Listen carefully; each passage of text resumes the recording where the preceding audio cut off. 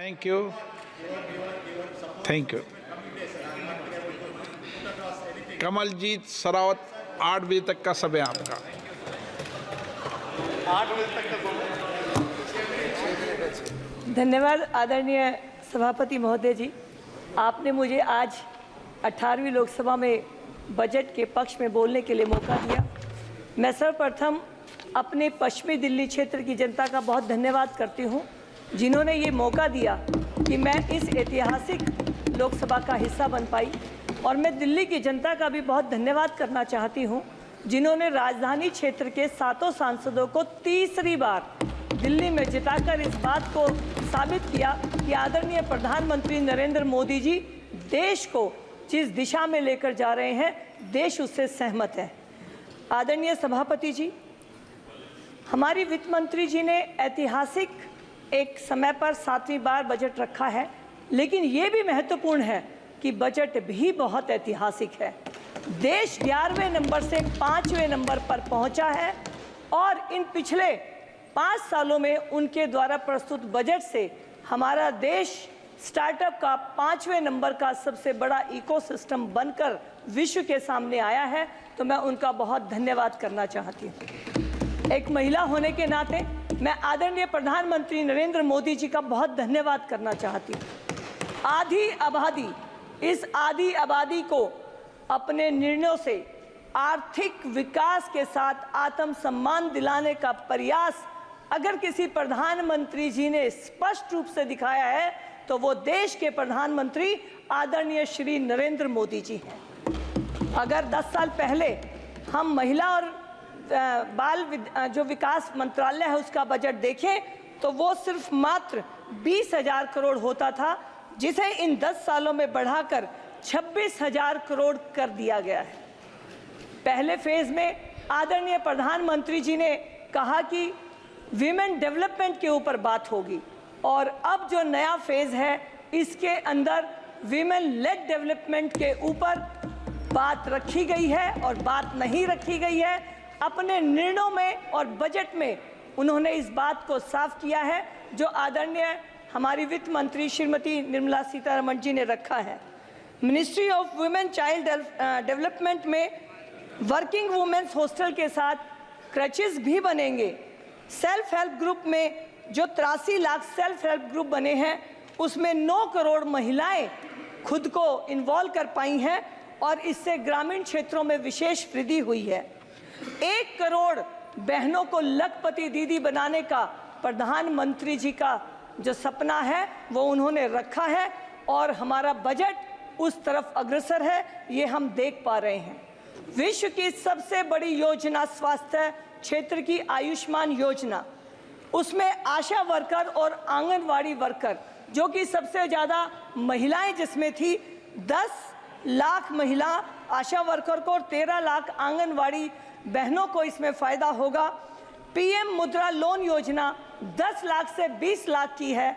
मैं इसमें विशेषकर धन्यवाद करना चाहती हूं प्रधानमंत्री जी का, क्योंकि 27 लाख करोड़ रुपए का जो लोन दिया गया उसमें 70% महिलाओं ने इस लोन को खुद के लिए रजिस्टर किया है, तो उनका बहुत बहुत धन्यवाद।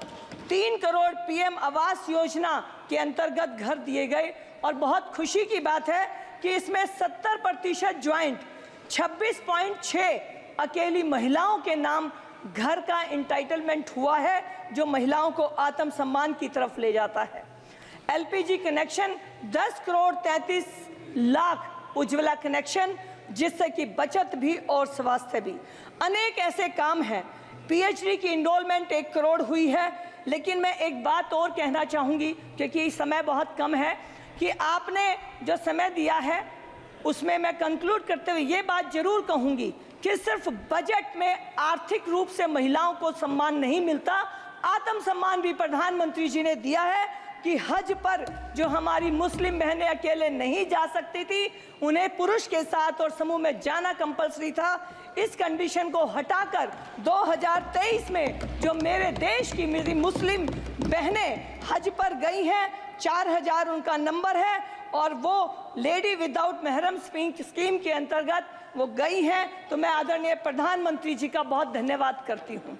मैं दिल्ली से हूं, मैं 80,000 करोड़ दिल्ली को देने के लिए आदरणीय वित्त मंत्री जी का बहुत बहुत धन्यवाद करती हूं। दिल्ली को मोहल्ला क्लिनिक के नाम पर और दिल्ली सरकार के हॉस्पिटल के नाम पर भगवान भरोसे छोड़ने का काम दिल्ली सरकार ने किया, लेकिन दिल्ली में एम्स, आरएमएल, सफदरजंग ऐसे 7 हॉस्पिटल हैं, इनके लिए 10,500 करोड़ रुपए का बजट प्रोविजन आदरणीय वित्त मंत्री ने किया है। मैं उनका धन्यवाद करती हूं।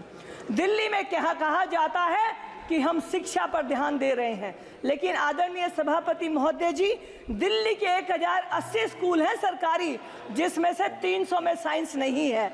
लेकिन दिल्ली वाले सौभाग्यशाली हैं कि 6 संस्थाओं में, जिसमें कि दिल्ली यूनिवर्सिटी और सब हैं, 5200 करोड़ रुपए दिए गए हैं।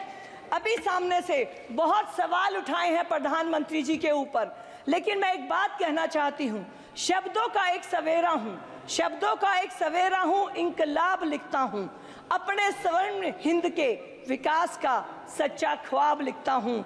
माना सवाल बहुत उठाते हैं मुझ पर ये सामने वाले, लेकिन मैं अपने कर्मों से उनका जवाब लिखता हूँ और उनके किए हुए कर्मों से आज तीसरी बार हम यहाँ पर हैं। सिर्फ 2 बात कहकर मैं अपनी बात को विराम दूंगी। आपने मुझे मौका दिया है कि दिल्ली में प्रदूषण के जो हालात हैं उसमें भी आदरणीय वित्त मंत्री जी ने जिस तरह से मेट्रो के लिए बजट दिया है, रेलवे का 3000 करोड़ का बजट दिया है, मैं उनका धन्यवाद करना चाहती हूं। और मैं आज क्योंकि सामने से बोला कि सरकार ने क्या किया है, तो मैं उनको बताना चाहती हूं कि पोलियो को 18 साल लग गए दवाई लाने में सामने वालों को, लेकिन कोविड के दौरान कोविड की दवाई आते हुए ये सदन गवाह बना है, आप जिसके गवाह बने हैं। और अब मैं सौभाग्यशाली हूं कि तीसरी बार मोदी सरकार के समय पर 3 गुना शक्ति, 3 गुना गति से विश्व की तीसरी बड़ी अर्थव्यवस्था बनने की तरफ हम बढ़ेंगे। आपने मुझे मौका दिया, आपका बहुत बहुत धन्यवाद। जय हिंद, जय भारत।